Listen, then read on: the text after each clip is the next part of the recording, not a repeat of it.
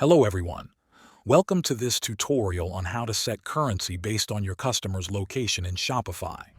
In this video, I will guide you step by step through the process so that your store can automatically display the correct currency for each visitor. First, log in to your Shopify admin panel. On the left side, select Markets. This is where you can manage regions and currency settings. If you do not see markets, make sure your store is on a plan that supports multiple currencies, such as Shopify payments. Next, look up in the Markets section. Here you will find a list of the countries or regions where you sell. For each market, you can set a default currency. Shopify can automatically detect a customer's location using their IP address. This allows your store to show the currency that matches where they are browsing from.